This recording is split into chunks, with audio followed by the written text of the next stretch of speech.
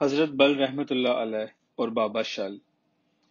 شری نگر کی ڈل کئی ایک لحاظ سے دنیا کی ایک منفرد جھیل ہے۔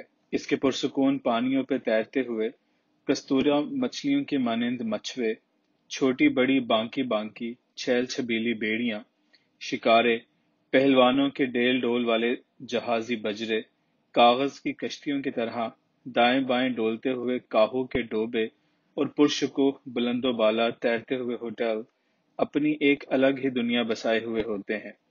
مرغابیوں کے پرے، بطخوں، سارسوں، بگلوں اور دریائی چڑیوں کی چہکاریں، سرسبز گلپوش کنارے، سیبوں، خوبانیوں، آلوچوں، باداموں اور آڑوؤں کے نظر نواز شاداب پیڑ، کنولوں کے تیرتے ہوئے بھیگے جادو، سرو سمن، لالا و گل کی نکہت بیز مستیاں، یہاں کے نشیلے رسیلے موسم، گدرائی ہوئی رتیں، آنکھ میں چولی کھیلتے ہوئے بادل، پھہاروں کی جل ترنگیں، سر بفلک برف پوش پہاڑوں پہ چناروں کے دل فریب نظارے، مترنم گنگناتی ہوئی فرحت بخش ہوائیں، قوس قزح کے رنگ لہریے اور خوشنوا طیور کی نغمہ ریزیاں، مرغزاروں میں بھیڑیں، جگنوؤں کے جھالے رومالے، یوں لگتا ہے جیسے فطرت نے اپنے سارے رنگ ترنگ، نعمتیں، برکتیں، صباحتیں، ملاحتیں اس جنت نظیر کشمیر کو بخش دی ہیں۔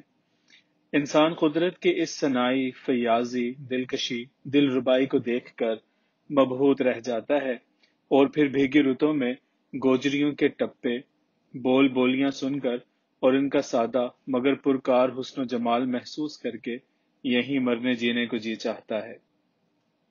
کشمیر، عرضی جنت کا بل پیر۔ میں اس کشمیر جنت نظیر کا ایک دیوانہ ہوں، خاص طور پہ شری نگر، گلمرگ اپنے حسن و جمال، محل وقوع اور موسمی اعتدال کی نسبت سے ہمیشہ میری ترجیح رہے ہیں۔ پھر یہاں کے مساجد، مزارات اور خاص طور پہ حضرت بل شریف کی درگاہ و زیارات کی کشش میں نے اپنے دل میں ہمیشہ تر و تازہ سی محسوس کی ہے۔ مجھے جب بھی کوئی موقع و گنجائش ملی، میں جھٹ ادھر کا رخ پکڑ لیتا۔ شری نگر پہنچنے کے راستے کئی ایک ہیں، مگر ان میں مظفر آباد اور جموں والے راستے بڑے خوبصورت اور ایڈونچر سے بھرے ہوئے ہیں، جبکہ ہوائی جہاز سے بھی جھٹ سے وہاں پہنچا جا سکتا ہے، لیکن میں اکثر براستہ جموں وہاں پہنچنا پسند کرتا ہوں۔ اس راستے میں جو لطف اور زندگی ہے وہ کسی اور طرح وہاں پہنچنے میں نہیں۔ غٹاغٹ چڑھانے اور جرا جرا پینے میں بڑا فرق ہے۔ جموں کے راستے سفر کرنے سے آپ جموں ٹو شری نگر نامی تند مگر نشاط انگیز مشروب قطرہ قطرہ سپ کرتے ہیں، اور بالآخر شری نگر پہنچتے پہنچتے آپ پوری طرح کشمیریت کی مستی مزے سے غٹ ہوتے ہیں۔ موسم موافق اور راستہ صاف ہو تو یہ سفر عموماً 10-12 گھنٹوں میں طے ہو جاتا ہے، دری صورت پھر جنم جنم درکار رہتے ہیں۔ پہلے دوسرے گیئر میں گاڑیاں چیونٹی کچھوے کی چال چلتی رہتی ہیں کہ آپ بلا شک چلتی گاڑی بس سے اتر کر بڑے سکون آرام سے ہوائج ضروریہ سے فارغ ہو کر دوبارہ اچک کر سوار ہو جائیں۔ راستے میں ایسے ایسے موڑوں، اترائیوں، چڑھائیوں، گھاٹ گھاٹیوں سے پالا پڑتا ہے کہ مسافر چکرا اور گھبرا سا جاتا ہے۔ گھنٹہ بھر کے سفر کے بعد معلوم ہوتا ہے کہ آپ صرف 1-8 کلومیٹر ہی آگے بڑھے ہیں۔ دریائے نیلم اپنی تمام تر حشر سامانیوں کے ساتھ آپ کے ساتھ ساتھ ہوتا ہے۔ بس کی بجائے پیدل مارچ کرنے والے جلد پہنچ جاتے ہیں کہ وہ لمبی چکردار سڑک کے بجائے شارٹ کٹ درمیانی راستہ اختیار کرتے ہیں۔ راستے کے نظارے، پیڑ پڑاؤ، ہوٹل، ڈھابے، چشمے، جھرنے، باغات وغیرہ سفر کے دورانیوں کو طول سے طول تر کرتے چلے جاتے ہیں۔ بہرحال ایک قیامت کی قامت کے سفر کے بعد شری نگر بس ٹرمینل پہنچ کر جو ایک گونا سکون اور اطمینان حاصل ہوتا ہے وہ ایک الگ ہی نشہ ہوتا ہے۔ شری نگر ڈل روڈ، گلمرگ نشاط کیمپس، شری نگر مارگ، ویلی روڈ وغیرہ، اور خاص طور پہ ڈل میں پرائیویٹ اقامت گاہوں کے علاوہ ادنا اور اعلیٰ اقسام کے ہوٹلوں، موٹلوں، ہٹوں اور فلیٹوں کی کوئی کمی نہیں۔ 3-4-5 سٹار ہوٹلوں، لگژریز فلیٹیز اور وی آئی پی ہٹس کی ایسی بہتات کہ کم از کم ہندوستان میں کہیں کم ہی دکھائی دیتی ہیں۔ یہ پرآسائش، شاہانہ اور انتہائی مہنگی قیام گاہیں مجھ ایسے عام سیر سپاٹے کے شوقین کے قیام کی جگہ نہیں۔ یہاں تو بڑے بڑے کاروباری لوگ، غیر ملکی سیاح، فلم سٹار، ہنی مون کے پروگراموں والے نو دولتیے جوڑے، یا پھر وہ چنیدہ لوگ جن کے ہاں کالے دھن کی کمی نہیں ہوتی۔ میری سطح حیثیت کے لوگ دھرم شالوں، سراؤں اور پرائیویٹ بھٹوں باڑوں یعنی چارپائی ہوٹلوں میں آسرا لے لیتے ہیں، جن کے کرائے مصارف نہ ہونے کے برابر ہوتے ہیں۔ یہاں کے مقامی غریب لوگ اپنے گھروں، جھونپڑوں، کشتیوں اور کھیتوں کے فالتو حصے بھی کرائے پہ اٹھا دیتے ہیں۔ ڈل کے پانیوں میں تیرتی ہوئی چھوٹی بڑی کشتیاں بھی محض چند دنوں یا پورے سیزن کے لیے بھی دستیاب ہو جاتی ہیں۔ یعنی یہ سب کچھ بندے کی جیب، مود، حیثیت اور فرصت پہ موقوف ہوتا ہے۔ شری نگر میں اچھی خاصی واقفیت کے باوجود میں اپنے قیام کے لیے موسم اور استطاعت جیب کے مطابق کوئی فیصلہ کرتا ہوں۔ دوستوں کے ہاں اس لیے قیام نہیں کرتا کہ یہ خاصا مہنگا اور پر آزار پڑتا ہے اور میری طبعی آزادی کے آڑے آتا ہے۔ میدانی شہروں اور یورپ کے طرز رہائش کے عادی لوگوں کے لیے کشمیری انداز بود و باش اپنانا بڑا مشکل کام ہے۔ موسمی، جغرافیائی اور معاشی مجبوریوں کی بنا پہ کشمیری لوگ بڑے گھٹے گھٹے اور دھواں دار قسم کے ماحول میں رہنے کے عادی ہوتے ہیں۔ ان کے نعمت خانے، مال خانے، اٹھنے بیٹھنے اور شب بسری کی جگہیں کشادہ خاطری کے مظہر نہیں ہوتی۔ خاص طور پہ موسم سرما، برف باری کے دنوں میں تو سانس لینے کے لیے بھی یہ منہ باہر نہیں نکالتے۔ کمروں، دالانوں میں آگ کے الاؤ، فرغلوں کے اندر دہکتی ہوئی انگیٹھیاں، گڑ گڑ کرتے نکوٹین کی فواریں چھوڑتے ہوئے حقے، مکینوں کی آپس میں ٹکراتی ہوئی سانسیں، چولہوں پہ چڑے گوشتابوں اور چاولوں کے دیگچوں سے خارج ہوتی ہوئی بھاپیں ایسا حبس دم پیدا کرتی ہیں کہ انسان چرل مرل سا ہو جاتا ہے۔ شری نگر میں خشکی کم اور تری زیادہ ہے۔ محنت کش لوگ اکثر چھوٹے چھوٹے گھونسلہ نما لکڑی کے مکانوں میں ابابیلوں کی مانند رہتے ہیں، جبکہ دو تہائی آبادی کی سکونت ڈل کے پانیوں اور پہاڑوں کی اونچی نیچی گھاٹیوں، ترائیوں میں خانہ بدوشی کی صورت میں ہوتی ہے۔ امیر اور کاروباری لوگ ڈل کے شاداب کناروں، مرغزاروں اور گرد و نواح کے پرتعیش علاقوں میں رہائش پذیر ہوتے ہیں، اور دوسری طرف ڈل کے ساکت پانیوں پہ جنم جنم سے ڈولتی تیرتی ہوئی کشتیوں پہ مکین کشمیریوں کا رہن سہن دیکھ کر تعجب ہوتا ہے کہ یہ دو پایا زمینی جانور کس طرح آبی مخلوق کی مانند ان گہرے پرسکون پانیوں پہ اپنی ساری زندگی تمام کر دیتا ہے۔ ان کے شب و روز کے سب کاروبار یہیں شروع ہوتے ہیں اور یہیں ختم ہوتے ہیں۔ ان کا سونا جاگنا، ہگنا موتنا، مرگ پیدائش، رسمیں، ہنگامے، شادیاں بیاہ، جلد سے جلوس، تہوار، دن دہاڑے، غرض یہ کہ سب کچھ یہیں۔ ساکت کھڑی سرکتی ہوئی کشتیاں ہی ان کے محل ماڑیاں، حویلیاں، بیٹھکیں، برآمدے، سنچے، خوابگاہیں، کھیل کے میدان اور کھیت کھلیان ہیں۔ علی صبح سر شام یا شب کے دوسرے پہر نیم ملجگے میں ڈل کے کنارے کھڑے ہو کر دیکھیں تو یوں محسوس ہوتا ہے کہ آپ کسی وسیع و عریض نخلستان کے سامنے استادہ ہیں اور آپ کے روبرو سینکڑوں قافلے اترے پڑے ہیں، جگنوؤں کی مانند نیم خوابیدہ سی ٹمٹماتی ہوئی لالٹینیں، دوکشوں سے لہریے لیتے ہوئے دھوئیں، کشتیوں کے صحنوں، باغیچوں میں کھیلتے ہوئے بچے، لمبی لمبی فرغلوں اور اباؤں میں ملبوس مرد و زن، ساکت پانیوں پہ پارے کے مانند چمکارے مارتی، اچھلتی کودتی ہوئی ٹھپر پونگی موچلیاں، الغوزے، مرلیوں کی ٹھٹھرتی ہوئی تانیں، پانی کے سینے پہ ہلکورے لیتی ہوئے نیم خوابیدہ مرغابیاں، ڈل کے ڈھولو گھاس کی پھیلی ہوئی بیلیں اور شفاف شیتل کمل کے کٹورے پھول، اور بھیں بھیں کی بین بجاتے ہوئے موکلے مچھر اور کاکڑی مکڑیاں جو ڈھولو گھاس کی پت کھٹ میں پھنسی ہوئی مردہ مچھلیوں، مینڈکوں، کچھووں کی تاک میں رہتی ہیں۔ چیڑ چناروں کی شرمیلی شرمیلی سی مہک، ارد گرد نگاہ داروں کے مانند استادہ سبز و سفید جھنڈے کا پیرہن پہنے پہاڑ اور ان کی بغلوں سے پھوٹتی ہوئی دھن کی روئی ایسی دھن، مرغابیوں، کونجوں، قازوں، بگلوں کی ڈاریں، کوکیں، کرلاہٹیں، بس ایسا ہی وہ سامان قیامت ہوتا ہے جو مجھ ایسے آوارہ منش دیوانوں کو اپنے سحر میں جکڑ لیتا ہے۔ اس بار بھی میں ڈل میں کچھ فرصت کے روز و شب گزارنے کا فیصلہ کیے ہوئے تھا۔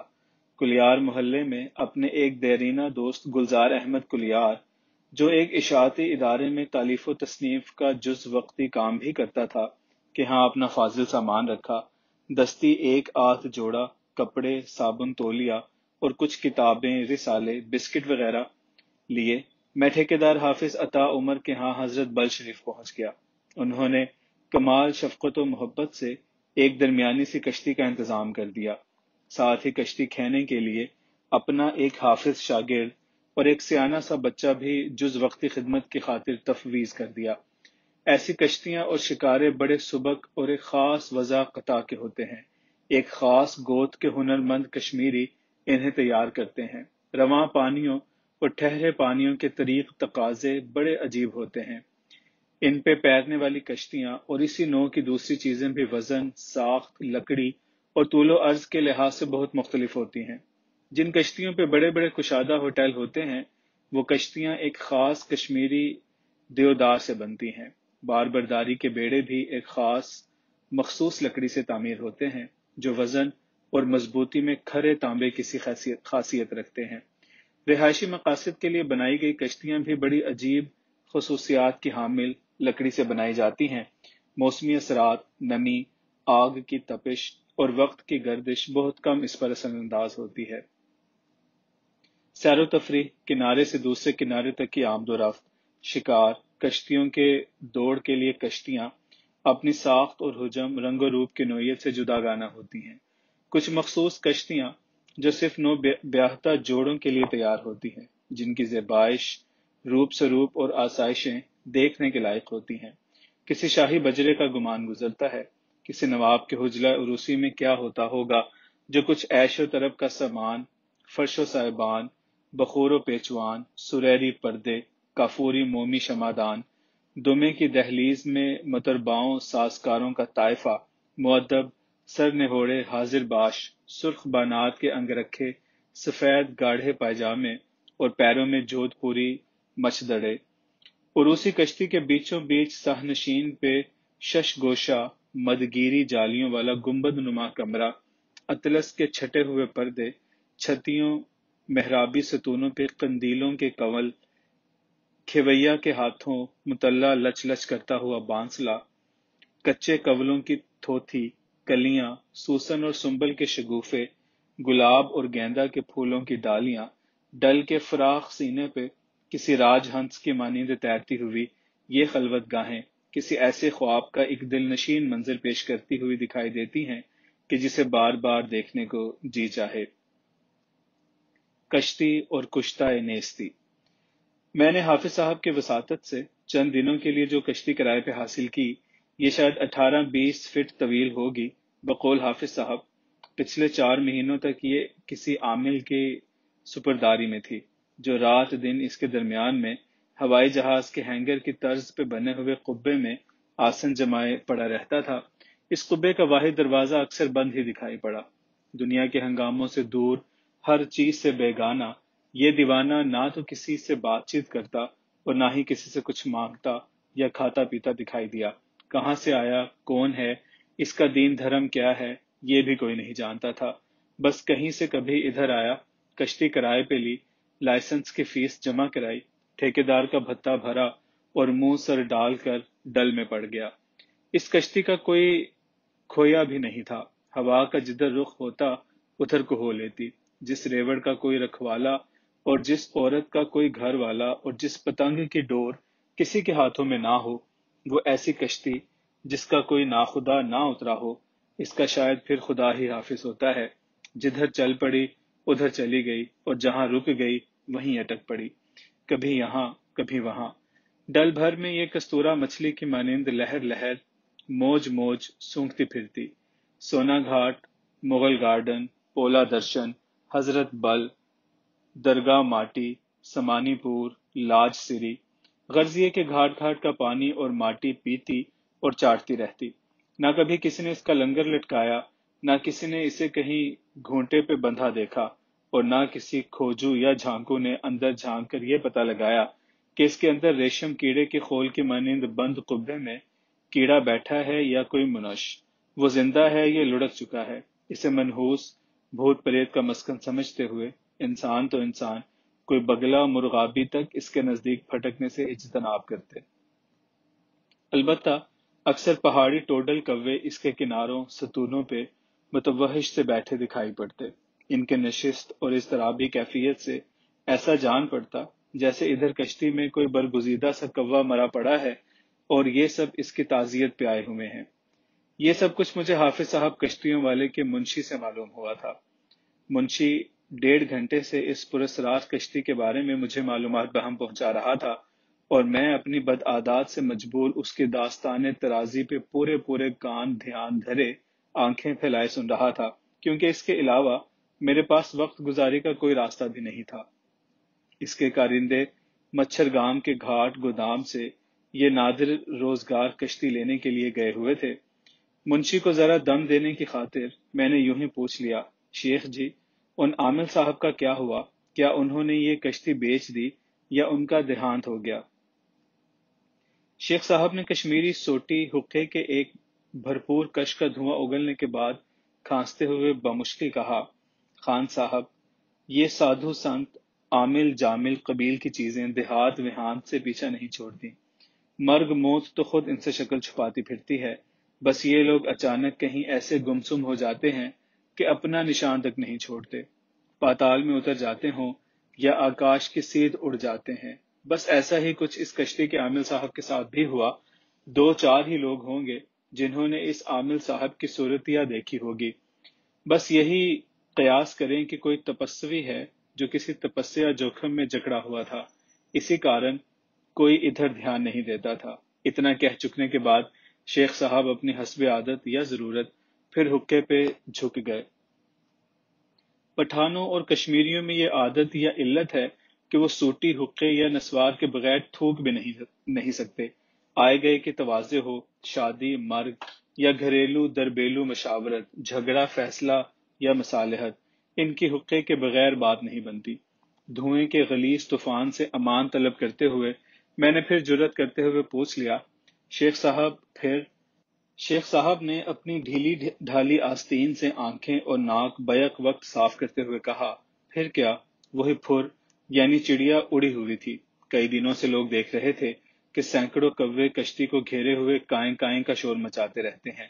جب کئی روز سے یہ آوارہ کشتی ایک غیر آباد سے کنارے پہ ٹکی پائی گئی اور کووں کے شور و غل اور تعداد میں بھی اضافہ محسوس ہوا، تو ٹھیکیدار نے سیکیورٹی کی توجہ کشتی کی جانب دلائی۔ کشتی پہ ویرانی تھی، 2-4 مردہ کوے ادھر پڑے سڑ رہے تھے۔ جب کسی بندے منش کے آثار دکھائی نہ دیے تو کشتی کے درمیان کے ڈھلوان قبے کے دروازے ہلا جلا کر کھولے گئے تو اندر بانسلے کی تڑی مڑی چٹائی بچھی تھی، پاس لکڑی کی کھڑاویں، مٹی کا بندھنا گھڑا، گیروے رنگ کی توشک اور خشک کدو کا کشکول پڑا تھا۔ دکھائی پڑتا تھا کہ کئی دنوں سے یہ سیاہ تاریک قبر نما قبہ کسی منش سے خالی ہے۔ جہاں کوئی جاندار رہتا ہو وہاں چاہے اور کچھ ہو نہ ہو، سانس مانس کی گرمی اور کوئی نہ کوئی حرکت برکت تو ضرور ہوتی ہے۔ یہاں تو خاک اڑی ہوئی تھی اور نواحست بدبو الگ۔ اب ساری صورتحال سامنے تھی۔ آخر یہی قیاس کیا گیا کہ عامل صاحب کہیں ڈوب ڈاب کر مر کھپ گئے ہیں یا پھر کسی بھوت پریت کے قہر و غضب کا نشانہ بن گئے ہیں۔ تب اس منحوس لاوارث کشتی کو کوئی 10 روپے میں خریدنے پہ تیار نہ ہوا۔ جلانے والے گیلے کاٹھ کے بھاؤ اسے حافظ صاحب نے اپنے ذمے ڈال لیا۔ تب سے اس دن تک یہ منحوس بے ننگو نام کشتی کشتیوں کے مرگھٹ پہ کھڑی یا پڑی تھی، جہاں 2-4 ہفتوں اشروں کے بعد حسب ضرورت اسے بھی کاٹ چیر کر ایندھن کے طور پر فروخت کر دیا جاتا۔ میری بدقسمتی کہ حافظ صاحب مجھے بھی کچھ اسی قبیل کی چیز سمجھتے تھے اور جانتے بھی تھے کہ میں اللہ ماری قسم کی کوئی کشتی لے کر ہفتوں ڈل میں پڑا رہتا ہوں۔ میری صورت میں انہیں اس بےہودہ ناکارہ بے ننگو نام کشتی کا ایک معقول کرایہ دار، دوسرے لفظوں میں ایک کاٹھ کا الو مل گیا، جو پلے سے پیسے خرچ کر اس پاپن کے پاپ دھونے خود ہی پہنچایا تھا، اور ادھر میں دل میں خوش کہ قسمت سے مجھے ایسی نادر روزگار کشتی مل گئی جس کے قریب کوئی نہیں بھٹکتا اور جو ٹوڈل کووں کا مسکن ہے، جس کا قبر نما قبہ باہر سے کالا اور اندر کالا شاہ کالا ہے، اور جس پہ کسی تپسوی کا انت ہوا ہے۔ سبحان اللہ! ایسی بھاگوان کشتی جس کے لیے مجھے اگر 1000 روپے روز بھی کرائے کی مد میں ادا کرنے پڑتے تو میں بخوشی ادا کرتا، لیکن یہ مجھے قریب قریب مفت پڑی تھی، یعنی کل 25 روپے، چاہے میں 2 دن استعمال میں لاؤں یا 2 ہفتے۔ انہی باتوں میں 2 ڈھائی گھنٹے گزر گئے، تب کہیں جا کر اس کشتی کی صورت دکھائی دی۔ کشتی دیکھ کر میرا جی مالش کرنے لگا۔ عجیب سوختہ سڑی سی کشتی تھی۔ روح موجود ہو تو رونق روپ رہتا ہے، نکل جائے تو پہنے ہوئے کپڑوں کی جی جلانے والی بدبو کسی کیفیت باقی رہ جاتی ہے۔ اس بدنام اور منحوس سی کشتی کو ایک نظر دیکھنے سے میں نے ایسی ہی بدبو کو محسوس کیا تھا۔ دونوں کشتی بان لڑکے اسے یوں گھسیٹے لا رہے تھے جیسے کسی مردہ ویل کو ملاح مچھیرے گھسیٹ کر سمندر سے باہر کرتے ہیں۔ وہ اسے کچھ فاصلے پہ رکھے ہوئے تھے، گو وہ اسے نہلا دھلا اور خوب چمکا کر لائے تھے، لیکن اس کے باوجود وہ اس پہ سوار نہ ہوئے، بلکہ اسے ایک پائلٹ کشتی کے پیچھے باندھ کر لائے تھے۔ پورے 25 روپے کرایہ اور 50 روپے سیکیورٹی کے جمع کرانے کے بعد مجھے اس کے نمبر 52 کی پرچی اور پرچم ملا۔ کانپا لگے ہاتھوں سامان اٹھائے۔ جب میں اس پہ سوار ہونے لگا تو وہ دونوں بکریوں کی مانند منہ میں ممیانے لگے۔ مجھے احساس ہوا کہ انہیں اس کشتی پہ سوار ہونے میں تامل ہے۔ بچے کچے تھے، اندر سے سہم گئے ہیں۔ میں نے انہیں کچھ ریزگاری دے کر فارغ کر دیا۔ لنگر والی رسی کو کھینچ اندر پھینکتے ہوئے میں اس پہ سوار ہو گیا، پھر بازو بڑھا کر گھاٹ کے چوبی ستون کو دھکا دے کشتی کو ڈل کے حوالے کر دیا۔ یوں ہی کنارے پر نظر پڑی تو دیکھا کہ وہ تینوں مجھے رحم بھری نظروں سے دیکھ رہے تھے، جیسے کالے پانی جانے والوں کے جہاز کو بمبئی سی پورٹ پہ کبھی وہاں کی قلی خلاصی دیکھا کرتے تھے۔ کنارے کی جانب سے لہاتی ہوئی لہروں نے جھٹ کی جھٹ مجھے خاصا دور کر دیا تھا۔ کنارہ چھوڑنے والے کنارے کو اس وقت تک تکا کرتے ہیں جب تک وہ ان کی نگاہوں سے اوجھل نہ ہو جائے۔ لاشعوری طور پہ پھر جو میری نگاہ کنارے کی جانب اٹھی تو شیخ صاحب اپنی پہلی منزل والے دفتر کی کھڑکی سے سوٹی حقے کا دھواں باہر خارج کرتے ہوئے دکھائی دیے۔ وہ شاید دھوئیں اور ہاتھ کے الوداعی اشارے سے مجھے مزید ڈل اور کشتی کے سپرد کر رہے تھے۔ چند ایک کشتیاں اور شکارے مجھ سے ایک فاصلہ رکھ کر گزر رہے تھے۔ میں نے محسوس کیا کہ ہر کوئی میری کشتی کی جانب آنکھیں پھاڑ پھاڑ دیکھنے لگتا ہے۔ بیک وقت ان کی آنکھوں میں رحم، خوف اور استعجاب دکھائی دیتا تھا۔ یقیناً میں ان کی دانست میں پہلے عامل جیسا کوئی نیم پاگل تھا جس کے انجام سے وہ باخبر تھے۔ خدا جانے کب اور کیسے میں نشاط باغ والے راستے پہ آ لگا تھا۔ جی ہاں، خشکی کی طرح فضاؤں، ہواؤں، سمندروں، دریاؤں، جھیلوں میں بھی باقاعدہ شاہراہیں اور راستے ہوتے ہیں جن کی بظاہر نشاندہی نہیں ہوتی، لیکن ان پہ سفر کرنے والے ہر راستے سے آشنا ہوتے ہیں اور وہ ادھر ادھر بھٹکنے کے بجائے آنے جانے کے لیے باقاعدہ تعین شدہ راستوں پہ ہی سفر کرتے ہیں۔ ایک آدھ ڈل سیکیورٹی کورس کی کشتی بھی میرے قریب سے گزری اور بھونپو پہ مجھے کشتی سے محتاط رہنے کی ترغیب دیتے ہوئے اپنی راہ لگی۔ ٹھہرے ہوئے گہرے پرسکون پانیوں پہ پہنچتے ہی ہلکورے اور ہچکولے ختم ہو گئے تھے۔ اب جیسے کشتی بھی اپنا دم بحال کرنے کی غرض سے تھم جم سی گئی تھی۔ ہلکی ہلکی برفیلی ٹھنڈک سے آنکھوں میں نمی اتر آئی تھی اور میرا جسم بھی جیسے اندرونی بیرونی خلجان اور سردی کی بنا پہ دھیما دھیما تپنے لگا تھا۔ کافی کا تھرماس کھول کر میں نے قبے کے چبوترے سے ٹیک لگا لی۔ نگاہیں گلمرگ کے پہاڑی سلسلوں پہ ٹکی ہوئی تھیں۔ باہر کی چلبلی سی شریر سردی اور اندر کی گمسم سی گمبھیر گرمی کے باہمی میل جول نے ایسا رنگ جمایا کہ میں سدھ بدھ بیچے دوپہر ڈھلے تک وہیں ستون سے ٹکائے ٹکی ہو رہا تھا۔ آنکھ کھلی تو منظر ہی بدلا ہوا تھا۔ آسمان پہ گہرے بادل، فضا میں بوجھل سی خنکی، نیچے ڈل کا پانی جیسے تارکول کی دلدل ہو، بوڑھے بھاری بھاری کووں کا ایک پورا جرگہ کشتی پہ جمع، یوں کہ کوئی حصہ ان کے وجود سے خالی نہ تھا۔ کوے یوں خاموش، گردن اور بازو ڈالے ہوئے جیسے وہ سب کسی گہرے اجتماعی مراقبے کے جلسے میں بسد اہتمام و احترام شریک ہوں۔ اس سے پیشتر کہ میں پوری طرح صورتحال کو سمجھنے کے لائق ہوتا، کسی کوے کی گھمبیر اور ڈراؤنی سی چیخ نما آواز نے مجھے دہلا دیا۔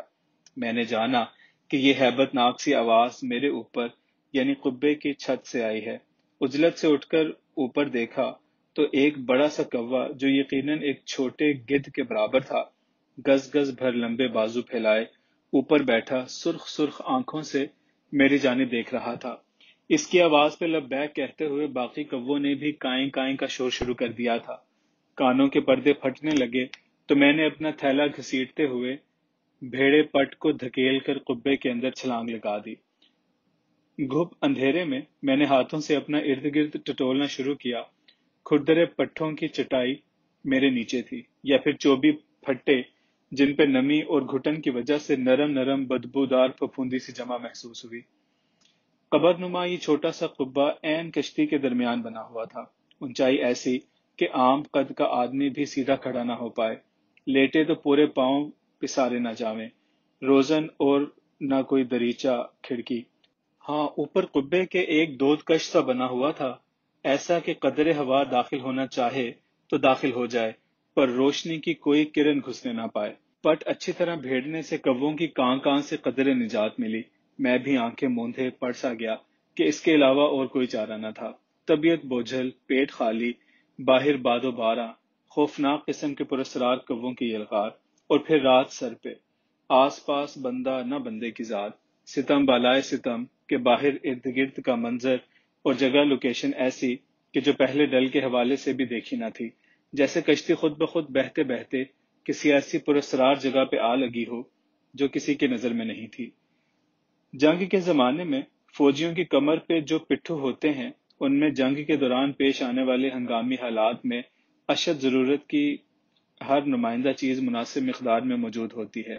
ایسے ہی حالت مست سیلانی آوارہ گرد جن کی زندگی صبح کہیں شام کہیں سے عبارت ہوتی ہے، ان کے کاندھوں کے بجائے اندر ایک پٹھو ہوتا ہے جس میں خوراک، دواؤں اور علم غلم کے بجائے صبر، برداشت، بے خوفی، معاملات اور حالات سے نمٹنے کا ادراک، خیال، سوچ اور عمل میں توانائی اور توازن، اور یہ جزو ایمان کے اللہ کے سوا کوئی غالب نہیں۔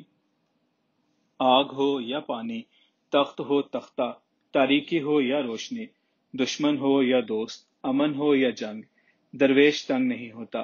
گھٹناؤں، آزردگیوں، بیماریوں، تکلیفوں، مخالفتوں میں وہ اور سوا ہو جاتا ہے، بدتر سے بدترین حالات میں بھی آسودہ نظر اور کشادہ خاطر رہتا ہے۔ گھٹا ٹوپ اندھیرا ہو تو اس کی پیشانی کا چراغ لو دینے لگتا ہے، اس کی آنکھوں سے خیرگی کی جوالا پھوٹ پڑتی ہے۔ درویش کے پاس شش جہت کی مانند 6 حصے تو ہوتی ہی ہیں، مگر ایک 7ویں بھی ہوتی ہے۔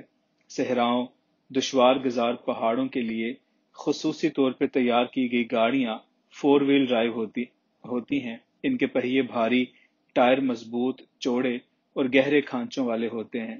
ان گاڑیوں میں ریورس اور فارورڈ کے لیے اسپیشل گیئر ہوتے ہیں۔ ان کے آگے پیچھے فاضل پانی اور ایندھن کی ٹنکیاں، سرچ لائٹیں اور آہنی رسوں کی چرخیاں لگی ہوتی ہیں۔ بینہ درویش کے ساتھ بھی اسی نوع کا بہت سا سامان لگا ہوتا ہے۔ یہ بھی 4 وہیل ڈرائیو کی طرح 4 یار سے ڈرائیو ہوتا ہے۔ اس کے بھی پاؤں پکے مضبوط اور نیچے کی مٹی نہ چھوڑنے والے ہوتے ہیں۔ آگے پیچھے دیکھنے کی تیز نگاہ، آنکھوں میں فاضل پانی کی ٹنکیاں، اللہ کے خوف کا ایندھن اور ازل و ابد کی جانب رجوع کے اسپیشل گیئر ہوتے ہیں۔ انہیں بھی صبر و جبر کی دشت، تحمل و بردباری کے صحراؤں، حق و حقانیت کے اونچے اونچے پہاڑوں اور غم و اندوہ، مصائب و علائم، تانے و تشنی کی دلدلوں سے سرخ روئی کے ساتھ گزرنے کے لیے خصوصی طور پر تیار کیا جاتا ہے۔ بات زلف یار کی مانند لہرا کے رہ گئی ہے۔ کہنا مقصود تھا کہ اس تنگ و تاریب قبے سے سر دست نجات کا کوئی راستہ سامنے نہیں تھا، مگر ایسے موقعوں پہ لگانے کے لیے میرے پاس ایک اسپیشل گیئر موجود ہوتا ہے۔ رجوع کا کلچ دبا کر میں نے اندر کی چکی کا گیئر بدل دیا۔